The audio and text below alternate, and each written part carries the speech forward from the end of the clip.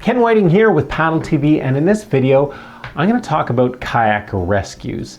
And I'm going to set the stage here by showing you a segment from a video that I released a couple of years ago. It's from a trip I did to Dominica in the Caribbean. When you go there, you're not going there to hang on the beach. You're going there to explore a really dramatic terrain. 2 years ago, they established the Waitakabuli Sea Kayaking Trail. It's 40 miles long, pretty much the whole western coast. It's divided into 14 different segments designed to really showcase the natural beauty of Dominica, but will also offering really neat cultural experiences with the local communities. It was the brainchild of Wes and Carrie, who are the owners of Soufriere Outdoor Center. They did it in partnership with Discover Dominica. I'm gonna stop talking about it. I'm gonna start I'll show this video clip. It tells a bit more about them, but it really shows this little adventure we did there that involved having to do an on-water rescue. And then I'll come back and I'm going to talk about kayak rescues. My name is Wes Moses and I'm the founder of the Soufriere Outdoor Center.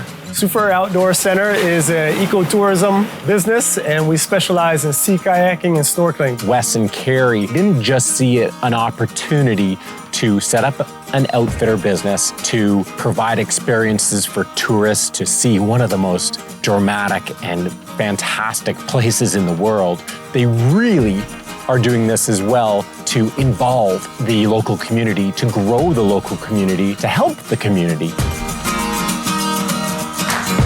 We named the Soufriere Outdoor Center after Soufriere because we really wanted to represent the community and involve the community. And to that end, we've tried to make it as accessible. We didn't want this to be another ecotourism business or tourism business that was primarily for the tourists. I love the fact that Wes and Carrie are getting the local kids involved with paddling and teaching them to be the next generation of kayak guides here. And right out of the gate, I could feel their energy, their love of not just the water, but their discovery of kayaks as this vehicle to experience their backyard.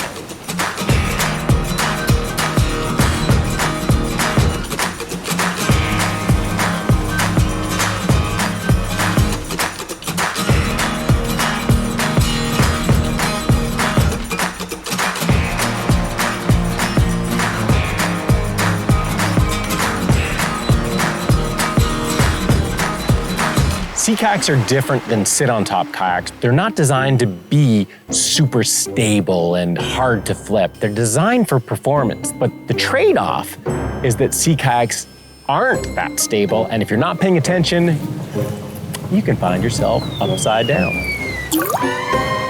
Uh-oh. I'm not sure what Freddie was doing. The water wasn't that rough, but that is the thing about sea kayaking. If you take your eye off the ball, it doesn't take too much to flip a sea kayak. Come hold on to my boat, yeah? Freddie swimming was actually a great thing to happen with everyone around because all those young paddlers got to see how Wes was going to deal with this, how Wes and Freddie were going to deal with this situation. And that's an important part of paddling in the sea, is you have to know what to do in those types of situations because inevitably they are going to happen. You want to do it that way? All right.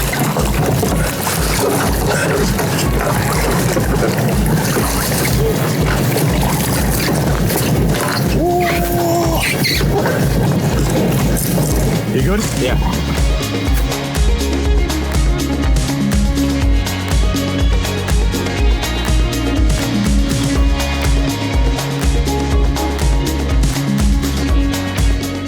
The really neat thing about Scott's Head is it's like this wall, and on our side of that wall is the Caribbean Sea, and it's very sheltered. On the other side of that wall, or that peninsula, is the Atlantic. And so when you come around that corner, boom, all of a sudden, you're in the Atlantic.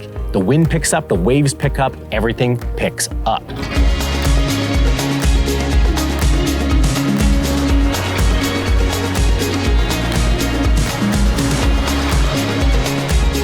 Coming around Scott's Head into the rougher Atlantic environment, it was interesting to see Freddie leading the charge right after he had just swum. For me, that was valuable insight into the kind of person Freddie is. He's game.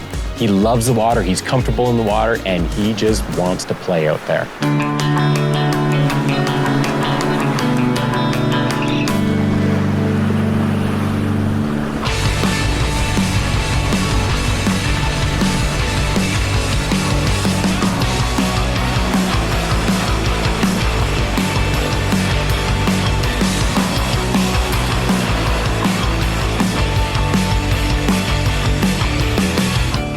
Paddling in the unprotected waters around Scott's Head was really a cool experience for the young guys. For most of them, this is the biggest water they've ever seen, and experiencing that's not something you can safely do very often, but doing that with Wes, Carrie, and myself, having that experience there with them, it gave them the confidence to push themselves a little bit.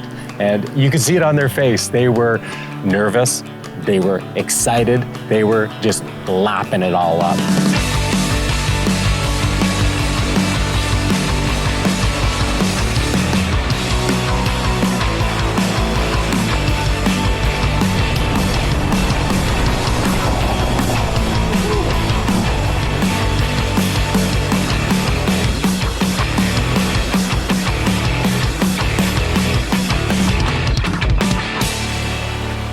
So that was a super fun day. And I love the fact that Wes and Carrie go out of their way to make time to take the younger paddlers out and to really share their knowledge. You know, when I look back at my journey as a paddler, there have been many really cool people who went out of their way, in some cases to help, really to teach me, to guide me, but there's others who just allowed me to join them on paddling adventures.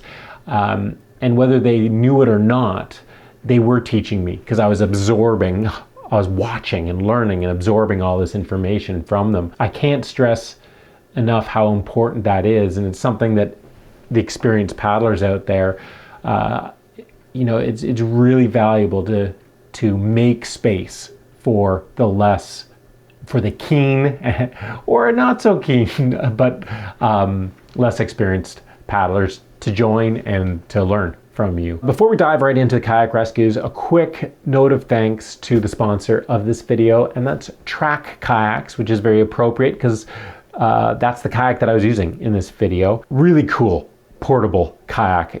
There's a good chance if you've watched my videos, you've seen me use it before, because I've been using the Track Kayak for 20 years. And I've just loved it. It's a high performing sea kayak that fits into a golf bag. It goes beyond that too. The way it's built, I'll explain really quick, because this is actually just neat. It's a skin on frame kayak. And so you build out these two pieces of frame, and it's kind of like 10 poles in a way. And then they go inside the skin. And then you have these jacks, hydraulic jacks, that attach those two pieces of frame together, and then when you jack them, they push out into the skin and tighten everything up. Now, the really cool thing, the thing that caught my attention 20 years ago when I was first introduced to this boat, was one of those jacks is right on the floor, on the bottom of the kayak, along the center line, the keel of the kayak. As you stretch that boat and you jack it further out, well, eventually it gets to a point where it can't stretch out anymore, and so it actually starts bending.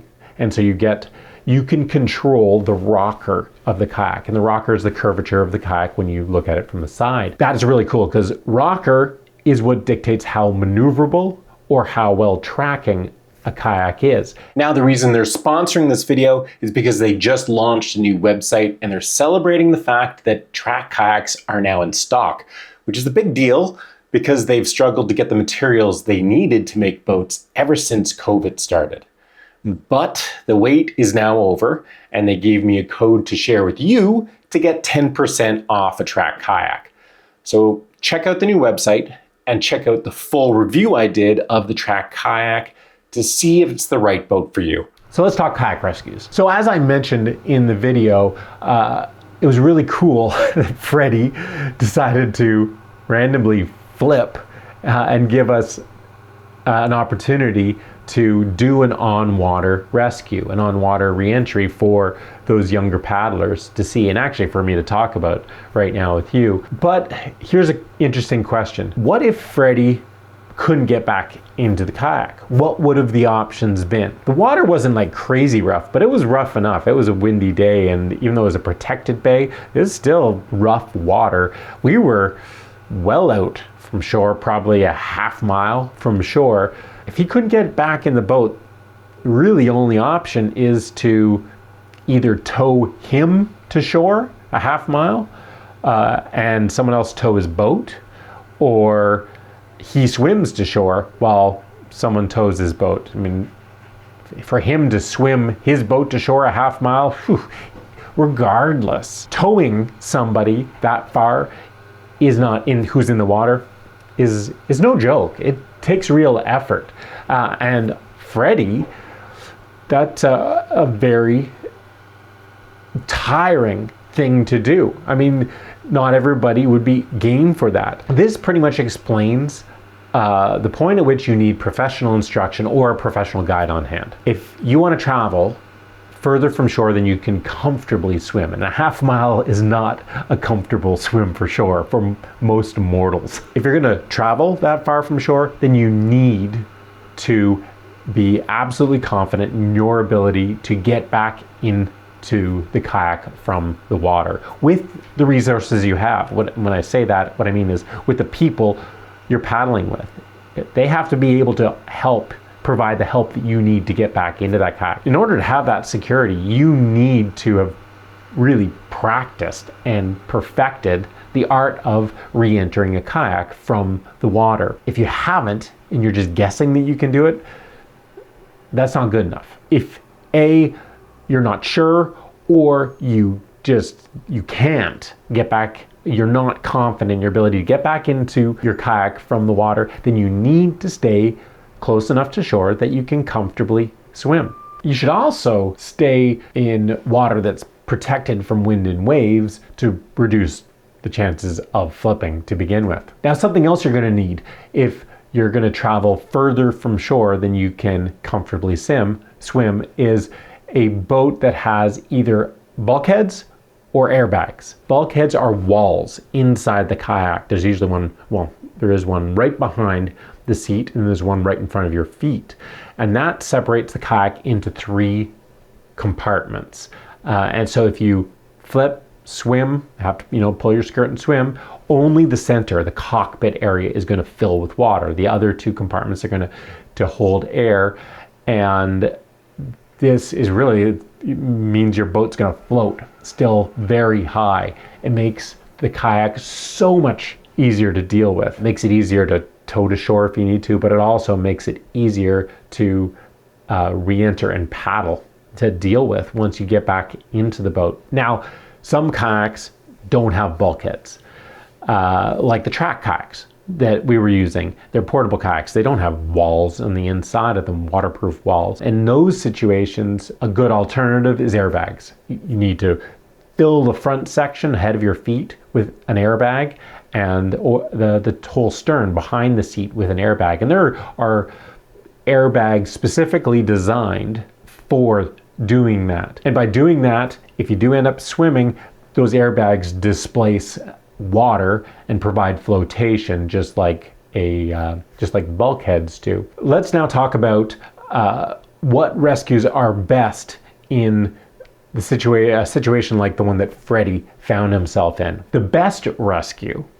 is the self-rescue that stops you from flipping. And maybe this is simplifying it a bit, but braces. Flipping usually happens when your head falls off to the side. If your head stays centered over the kayak, then you're going to stay balanced. You can't flip your kayak if your head stays over the kayak. For whatever reason, when your head falls to one side or the other, that's when you can start flipping. Well, braces involves using your paddle to stop that flipping momentum so that your knees and hips can right the kayak. You can pull the kayak back underneath your head and body so that you don't flip. Braces are one of the trickiest things to learn. Now you can learn the technique, because technique is important. Good technique is important to learn with braces, because with bad technique you can put real strain on your shoulders.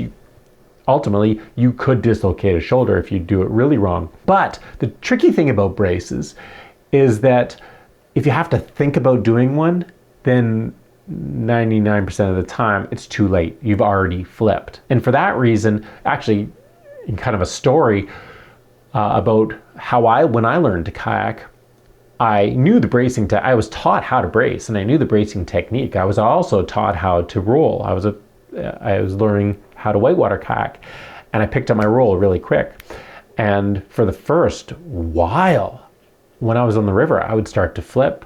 I wouldn't brace. I wouldn't even think about bracing. And I loved my roll. The roll was cool. And so I just let myself flip and set up for the roll and roll back up and be like, yeah. And I did that for quite a while until, finally I was just kind of sick of rolling, and it wasn't allowing me to do the things that I wanted to do on the river. And I'll never forget the moment where I was playing around in this wave called S-turn, and I started to flip.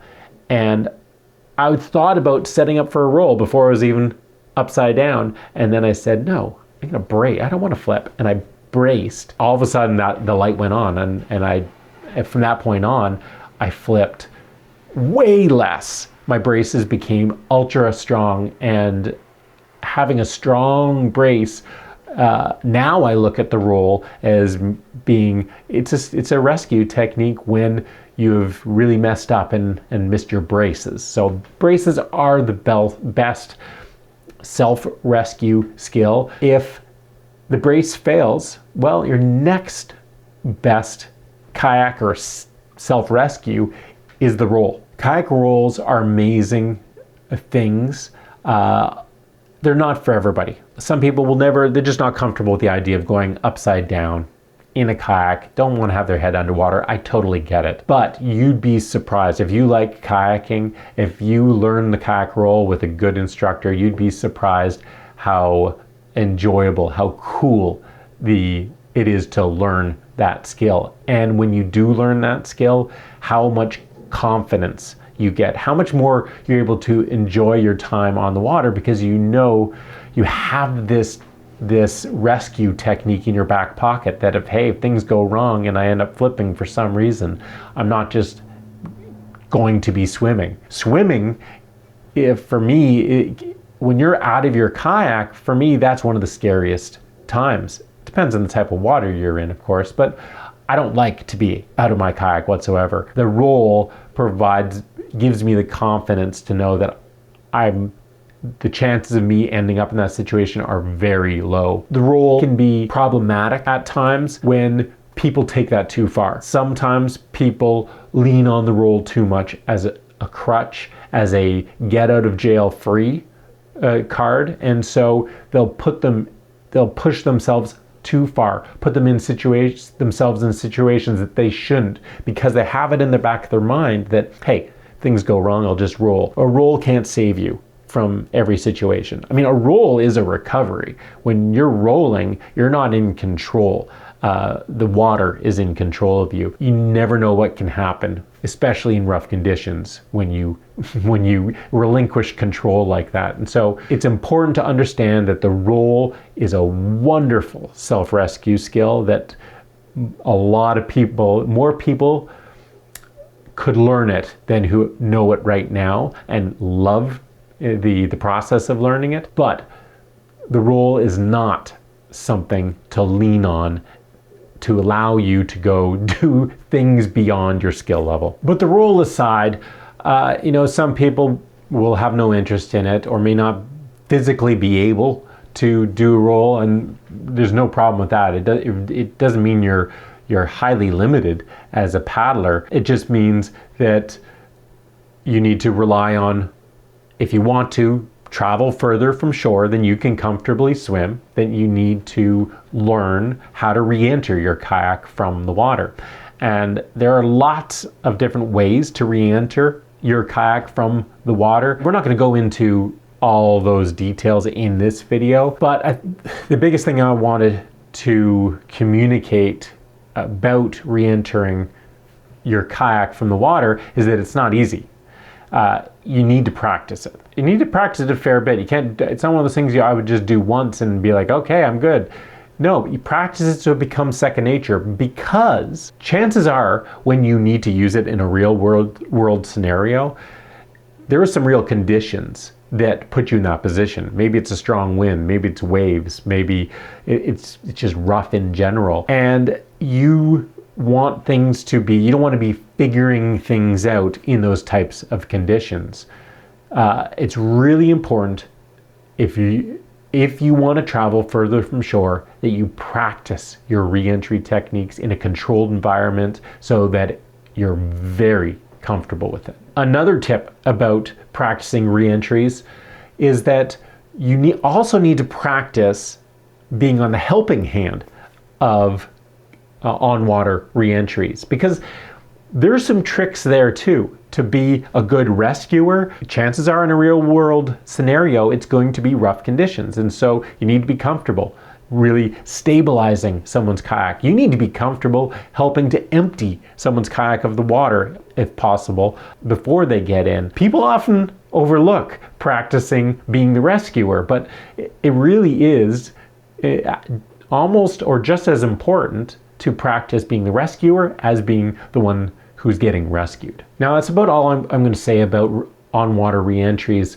If you want to learn bracing, rolling, or on-water re-entries, I would highly recommend taking a sea kayaking course. The things you're going to learn in that course are going to make you a better paddler, a safer paddler, and let you enjoy the experience more. And it's going to open the door to new types of paddling experiences. Another great resource is online sea kayaking.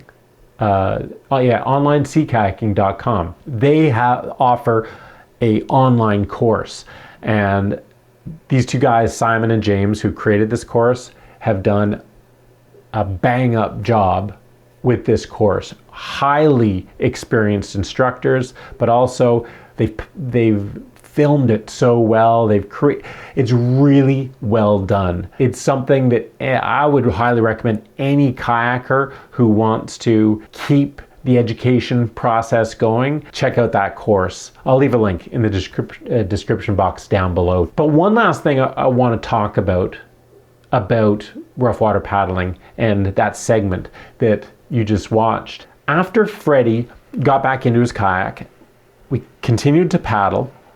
And it wasn't long before we reached the exposed water to the Atlantic Ocean, and the water got a whole lot rougher. Freddie was one of the first paddlers to just charge out into significantly rougher water, much rougher than what he had just flipped in and had to help, get some help with an on-water re-entry. Freddie got away with that, or it was cool that Freddie did that because Wes Carey and I were there. He knew that we were up to the task of helping him in those types of conditions. And on top of that, Freddie had proven on previous trips too that he was totally cool with swimming major distances. He took responsibility for rescuing himself in some rough water. It's something that everybody needs to consider when they're going into rough conditions, is if something happens to them, other people are going to need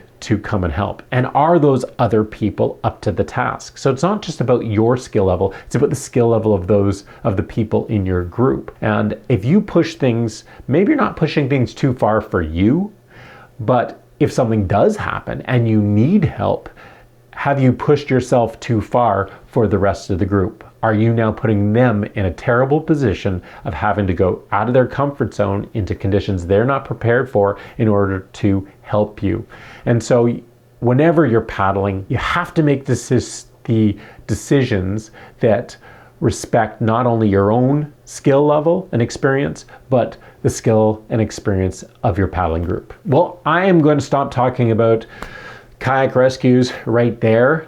Lots more we could talk about, and it's a whole other can of worms diving into actual on-water re-entry techniques, not to mention the roll itself. I've done some videos about the kayak roll to check out, and surprisingly, some I've heard from people who have taught themselves how to roll a kayak just from watching those videos. Not something you should expect to do. It's still early in the season. In many places, paddling isn't an option right now, but oftentimes there are rolling clinics happening in indoor pools. That's something to look for. You know, the best way to find out what options are available to you is go to your local paddling store or outdoor store. But if you have a local paddling store, go to the paddling store, because they'll know what's up and what's happening and what options there are. Thanks for watching. I hope you guys enjoyed this video. Give it a thumbs up if you have, and stay tuned to both this channel and my new channel, Ken Whiting Adventures. I haven't been on the water in 7.5 months now, and I'm dying to get on the water, and I have a big season of paddling planned ahead with lots of content coming out. And so subscribe to this channel and to my other channel if you haven't already, and we'll see you again soon for another paddling tip, gear review, or paddling adventure.